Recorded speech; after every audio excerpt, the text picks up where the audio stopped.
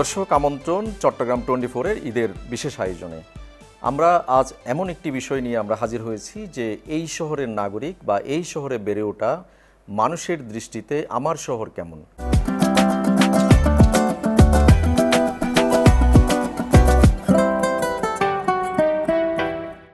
সেই শহরের নানা দিক নানা বিষয় নিয়ে আমরা বিশ্লেষণ করার বা তার স্মৃতিকথা জানার চেষ্টা করব। আজ আমাদের সঙ্গে অতিথি হিসেবে রয়েছেন চট্টগ্রাম সিটি কর্পোরেশনের প্রথম মেয়র রাজনীতিবিদ মাহমুদুল ইসলাম চৌধুরী।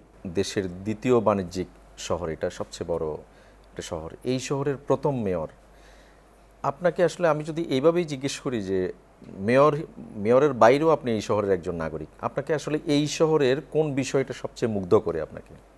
চট্টগ্রামের যে আপনার নৈসর্গিক যে সৌন্দর্য, সেই সৌন্দর্যটা কোনো একটা শহর এট এ টাইম পাওয়া is very very very scare and rare. সেদিক থেকে চট্টগ্রাম আবার বাণিজ্যিকভাবে আপনি সেই শত শত বছর আগে থেকে চট্টগ্রামের যে বাণিজ্যিক গুরুত্বটা ছিল, আমরা যখন ছোটোকালে স্টুডেন্ট হিসেবে আমরাও দেখছি ওয়েস্ট পাকিস্তানের করাচি আর ইস্ট পাকিস্তানের চিটাগং, এই দুটো ছিল গুরুত্বপূর্ণ শহর, বলতে কোনো আপত্তি নাই। ইভেন 65-এর আগেও ঢাকা চট্টগ্রামের মতো অত গুরুত্বপূর্ণ ছিল না। ঢাকার পরিধি এখন যেটা হয়েছে, তখন চট্টগ্রামের পরিধি ঢাকা থেকে অনেকটা বড় ছিল। আমরা যতদূর জানি আপনি একেবারে প্রথম দিকে নিজে একজন শিক্ষক ছিলেন, তারপর আপনি বিচারক ছিলেন, তারপর আপনি সংসদ সদস্য ছিলেন। এই যে নানা ক্ষেত্রে নানা সময়ে নানা ধরনের দায়িত্ব পালন করেছেন, আপনি কি কখনো ভেবেছিলেন যে চট্টগ্রামের মতো একটি শহরের এই নগরের আসলে নগর পিতার দায়িত্ব নেবেন? যেহেতু চট্টগ্রাম এটা বাংলাদেশটা একটা ওয়ান ইউনিট গভর্নমেন্ট, আমাদের কোনো ফেডারেল গভর্নমেন্ট নাই। আপনাকে উদাহরণস্বরূপ আমি বলি, এই যে পশ্চিমবঙ্গের মুখ্যমন্ত্রী মমতা ব্যানার্জি, উনি একসময় কিন্তু রেলের কেন্দ্রীয় মন্ত্রী ছিলেন। যখন ওনাকে অপশন দেওয়া হলো, উনি কেন্দ্রীয় মন্ত্রী হওয়ার চাইতে মুখ্যমন্ত্রী হওয়াটা মোর ইম্পর্টেন্ট, কারণ ওই মুখ্যমন্ত্রীর যে ক্ষমতা আছে কেন্দ্রীয় মন্ত্রীর ওই ক্ষমতাটা নাই। ওই ভিত্তি থেকে আমাকে উদ্বুদ্ধ করেছে কিছুটা যে it is better to be head of a cat than to be tail of a lion. আপনি যদি একজন মন্ত্রী হন, আপনি একজন সিংহের ল্যাস হবেন, আর আপনি যদি চট্টগ্রামের মতো একটা শহরের মেয়র হন, আপনি একটা বিড়ালের মাথা হবেন। এখন এই যে এই ক্ষমতাটা সেই সময় যে মেয়রের ছিল, আমরা যেটা নগর সরকার বলে এনজয় করেছি, যেটার জন্য আমার পরে এসে মহিউদ্দিন চৌধুরী বা ঢাকার হারিফ আন্দোলন করেছে, নগর সরকার চাই, নগর সরকার চাই, সেটা কিন্তু আমি বা ঢাকাতে সে আমলে কর্নেল মালিক ছিল আমার সাথে, পরে নাজির রহমান মঞ্জু আসছে, আমরা কিন্তু সেটা এনজয় করে গেছি।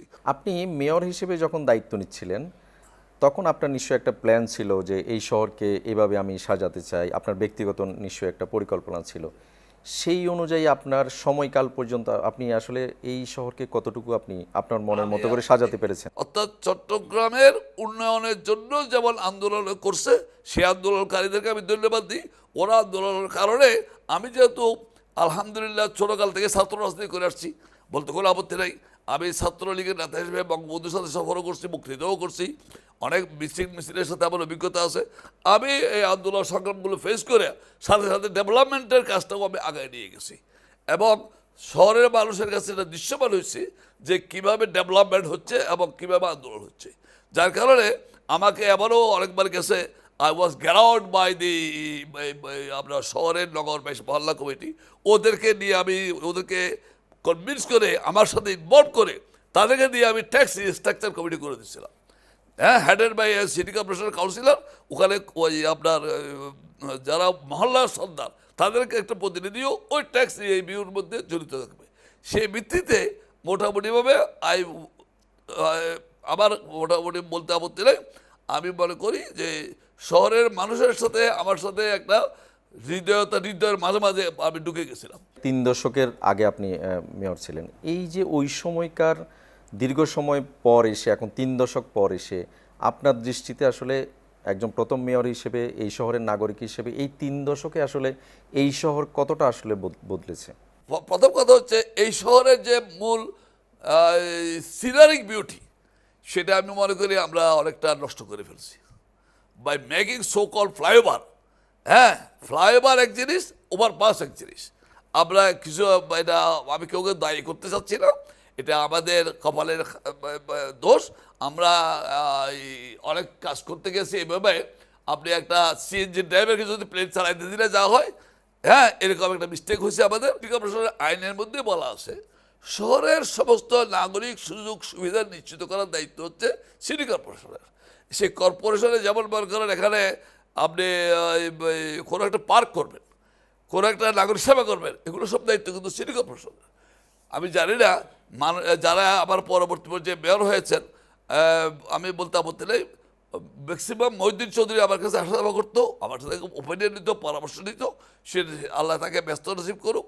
কিন্তু কেন জানি না এই যে এক্সচেঞ্জ অফ ভিউসের যথেষ্ট অভাব আছে। আমি অনুরোধ করবো যারা মেয়র হচ্ছেন বা হয়েছেন তারা যেন আইনটা পড়েন, যার কারণে চট্টগ্রাম অনেক অনেক অনেক পিছনে চলে গেছে, যেটা ঢাকা শহরে বসে অনেকে বুঝতে পারতেছে না। কারণ চট্টগ্রামের যে সমস্যাগুলো, নাগরিক সুযোগ সুবিধাগুলো এনজয় করতে হলে সবাই অর্গানাইজেশনগুলোকে এক জায়গায় আনতে হবে। আপনি মেয়র হিসেবে দায়িত্ব পালনকালীন মানে উল্লেখযোগ্য কোন ঘটনা বা কোন স্মৃতি আপনাকে এখনো খুব ভাবায় বা এখনো খুব মনে পড়ে?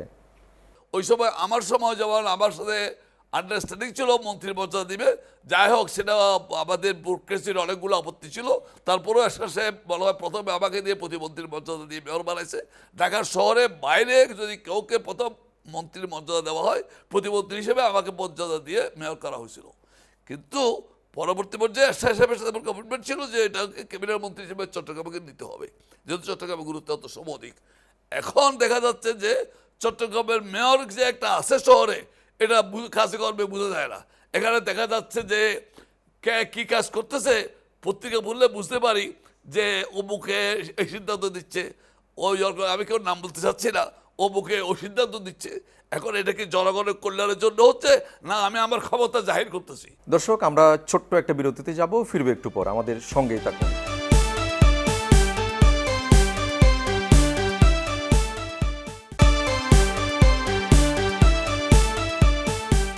আমরা আবারও স্বাগত জানাচ্ছি আপনাকে আমাদের এই বিশেষ আয়োজনে। আমরা অনেকগুলো আসলে আপনার এই যে প্রথম মেয়র হিসেবে দায়িত্ব পালনের পরে নানা ধরনের আপনার আসলে স্মৃতি, নানা মন্তব্য বা মূল্যায়ন, এগুলো জানছিলাম।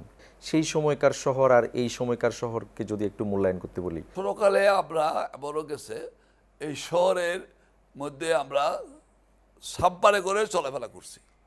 আমি আমাদের বাড়ি ছিল আপনার মিয়াখান ব্রিজের পাশে বাকলিয়া, সেখান থেকে আমরা সাবপারে উঠে ইয়ার আলী খান ফিসুমিয়া, এখন যে ওয়াসিকা খান আছে তার দাদার বাড়িতে আসতাম সাবপারে করে।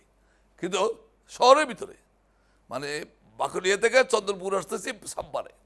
তো এখন সেই সাম্পারের যে খাল সেটা এখন নাই, সেটা এখন নালায় পরিণত হয়ে গেছে। তো সেই সময় আপনার শহরের যে একটা গণ্ডি ছিল ছোটোখাটো, সেই সময় রিক্সা ছিল প্রচুর।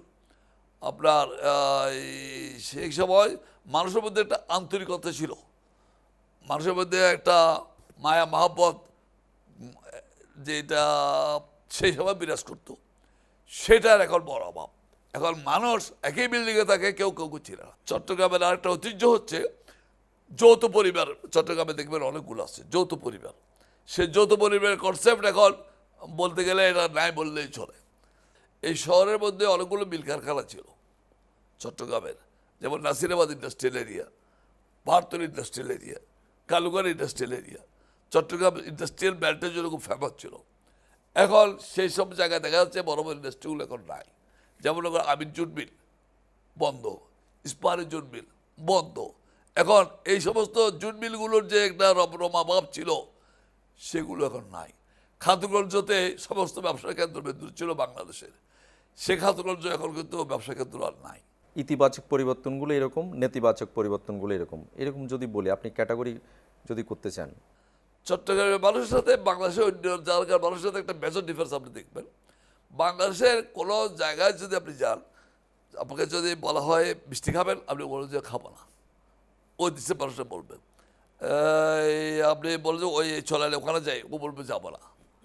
ওরা থেকে নাটা হচ্ছে পরে, আমাদের ছিল আগে নাটা আগে, নজাইম নহাইম নগরগুম, তার মানে নাটা দিয়ে আমরা শুরু করি। আমাদের কলমা হচ্ছে আগে লা, লা মানে নাই কোনো মাবুদ এক আল্লাহ ব্যতীত। এই নাই দিয়ে যে আমাদের ইসলামের কলমা চট্টগ্রামের মানুষেও কথা বলার সময় না দিয়ে আগে শুরু করে, এবং না দিয়ে শুরু করে, কিন্তু সে এমনভাবে প্রেম প্রীতিতে জড়িয়ে পড়ে মানুষ, চট্টগ্রামের মানুষের একটা বড় যে হচ্ছে আত্মীয়তা। চট্টগ্রামের মানুষের কাছে আত্মীয়তাটা খুব বেশি গুরুত্বপূর্ণ। যে কোনো মানুষ তার কাছে আর্থিক সীমাবদ্ধতা আছে, কিন্তু সে মেহমানদারি করার ব্যাপারে ওই তার কোনো ইয়ে নাই, সীমাবদ্ধতা নাই। এই শহরের একটা অন্যতম ঐতিহ্য হচ্ছে মেজবান, বেলা বিস্কুট বা এরকম অনেকগুলো চট্টগ্রামের ঐতিহ্যের উপকরণ আছে। এইগুলো নিয়ে যদি একটু মজার কোনো স্মৃতি বা ছোটবেলা বা এই সময়কার যদি কোনো স্মৃতি থাকে যদি বলেন। আগে তো ক্লাব ছিল না, মাঠে মেজবানি হইতো। এখন মাঠে মেজবানি ক্লাব কালচার হয়ে গেছে আমাদের। আগের মতো যেভাবে মেজবান মানুষ এনজয় করছে, এখন সে মেজবান আগের মতো নাই। যেমন মনে করেন চট্টগ্রামের বেলা বিস্কুট, হ্যাঁ, আপনার ওই সেই বেলা বিস্কুট দিয়ে সে চা খাওয়া, এই যে সকালে বা বিকেলে সেই বেলা বিস্কুট এখন আগের সেই ফ্লেভার বেলা বিস্কুট এখন পাওয়া যায় না বললেই চলে। মানে তার মানে ট্রেডিশনাল যে মানে শহর জীবন, সেটা কি আপনি মনে করেন যে হারিয়ে যাচ্ছে ধীরে ধীরে? ইতিহাস ঐতিহ্য যদি আপনি ধরেন, এটা কমপ্লিট এখন নাই বললেই চলে। একদম মানে মানে মানুষের তখন আগে মনে করেন একটা বিয়া শাদি মেজবানি, আপনার খেলাধুলা, যে ইভেন আপনার বলি খেলা, এটা আগে গ্রামে গঞ্জে চট্টগ্রাম মানে শহরের বাইরেও কিন্তু এটা স্প্রেডিং ছিল। এটা কিন্তু এখন নাই, মানে এখন নাই। এখন এভরিবডি সবাই এখন কেমন কেন জানি কমার্শিয়াল ভাব। আগে যে এরকম মানে চট্টগ্রামে অনেকগুলো বড় বড় জমিদার ফ্যামিলি ছিল, সেগুলো এখন অনেকটা নিচের দিকে চলে গেছে। সে এখন আগের সেই জমিদার ফ্যামিলির সে ইতিহাস ঐতিহ্য এখন কিন্তু নাই বললেই চলে। তো এখন এবং সওদাগর পরিবার ছিল বহু, অনেক ছিল, হ্যাঁ, অনেক আপনার চট্টগ্রামে বড় বড় সওদাগর পরিবার ছিল। সেই তাদের যে পারিবারিক ইতিহাস ঐতিহ্য ছিল, এখন সেটা নাই।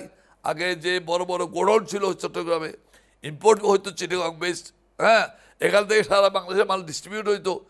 এগুলো এখন কিন্তু অনেকটা উদয় হয়ে গেছে বললে চলে। তো আপনি প্রথম মেয়র এই শহরের, এরপরে আপনার উত্তরসূরি আরো 5 জন দায়িত্ব পালন করেছেন বা করছেন। আপনি আসলে কিভাবে মূল্যায়ন করবেন তাদের কাজের মূল্যায়ন বা তাদের সার্বিক পরিকল্পনার মূল্যায়ন? আমাদের পরে যারা আসছেন তারা অনেক কাজ করেছেন, আমি করছি না তা বলছি না, অনেকে অনেক ভালো ভালো কাজ করছেন। কিন্তু সিটি কর্পোরেশনটাকে আগে সেভ করে আপনি বাকি কাজ করতে হবে।